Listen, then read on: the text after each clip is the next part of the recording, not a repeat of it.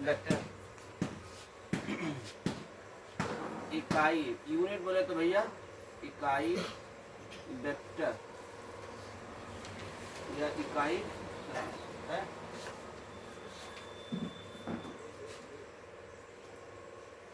Vector जो राशि होती है वेक्टर, इसके पास क्या होता है, मैग्नीट्यूड होता है और प्लस डायरेक्शन होता है। मैग्नीट्यूड और डायरेक्शन, जैसे अगर एग्जांपल की बात की जाए तो मैंने कहा वेक्टर ए इक्वल टू, ये जो होगा इसके पास मैग्नीट्यूड होगा, जैसे मान लेते हैं हम 2 मीटर, ठीक।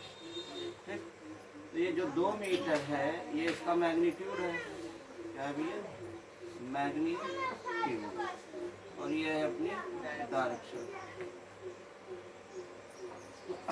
इस वेक्टर को हमें यूनिट वेक्टर बनाना है। यूनिट वेक्टर का मतलब है, यूनिट बोले तो इकाई, यूनिट बोले तो इकाई, इसका मतलब एक, एक क्या, जिसका मैग्नीट्यूड क्या हो, एक।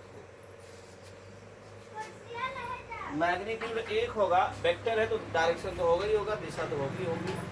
मतलब यहाँ पे जो मैग्नीट्यूड है, यहाँ पे जो मैग्नीट्यूड है, इस मैग्नीट्यूड को हमें क्या बनाना है, एक। तो जो वेक्टर होता है उस वेक्टर का जो मैग्नीट्यूड होता है, जैसे वेक्टर ए का ये जो मैग्नीट्यूड है 2 मीटर, तो इसको अगर हम इसके दोनों तरफ एक लाइन खींच दें, इसे क्या बोलते हैं, मॉडुलस या मॉड।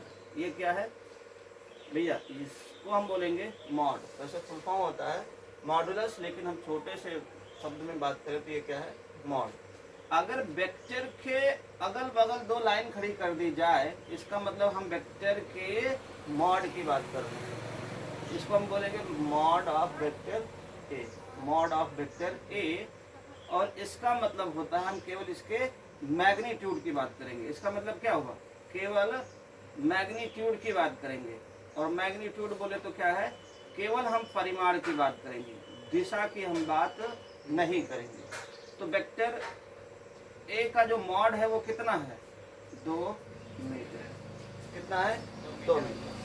अब ध्यान से देखो, अगर यहाँ पर कोई वेक्टर ए लिखा है, अगर मैं उसको उसके मॉड से डिवाइड कर दूं, भैया वेक्टर ए को उसके मॉड से डिवाइड कर दूं, है, डिवाइड करने मतलब भाग कर दिया जाना। तो इधर 2 मीटर था इस डायरेक्शन में, तो उसका मैग्नीट्यूड या परिमाण कितना है, 2 मीटर है ना। तो इधर में 2 मीटर से मॉड ए का मतलब क्या हुआ, इसका मैग्नीट्यूड या परिमाण हिंदी में बोले तो, ये और ये दोनों मर जाएंगे। तो यहाँ से अब क्या बनेगा, ये ठीक है तो बनेगा। तो अब ये vector a by mod a equal to 1 of 1 metre. अब क्या होगा, 1 मीटर। अच्छा अगर ध्यान से देखो तो मीटर से मीटर भी कट गया है, अब यहाँ मीटर भी नहीं रहेगा। अब केवल क्या रहेगा, डायरेक्शन है, डायरेक्शन पहले एक रहेगा, एक लिखो या ना लिखो, एक कंसीडर किया जाता है।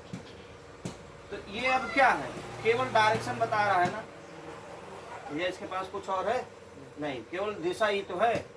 अब इसके पास ईस्ट, ईस्ट डायरेक्शन, ईस्ट पूर्व दिशा है बस।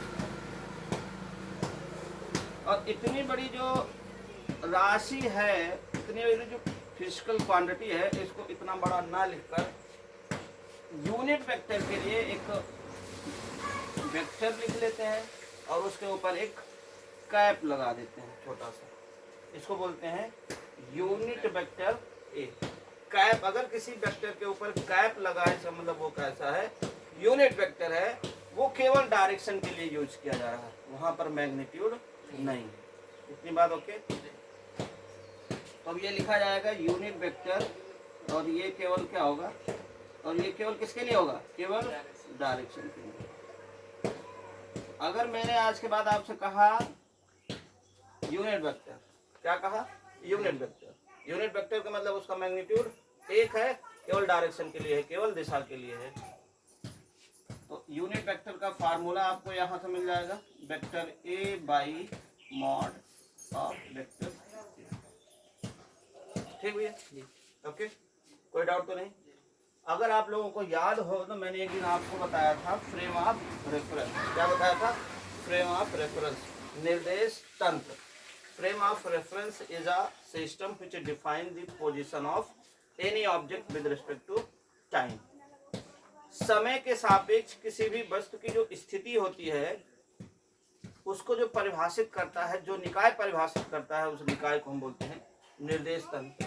अपने फिजिक्स में हम जो यूज करते हैं रेफरेंस पॉइंट के लिए, एक कार्टेशियन प्लेन यूज करते हैं। मतलब एक एक्स, ये एक्स होता है और ये वाई और ये होता है जेड।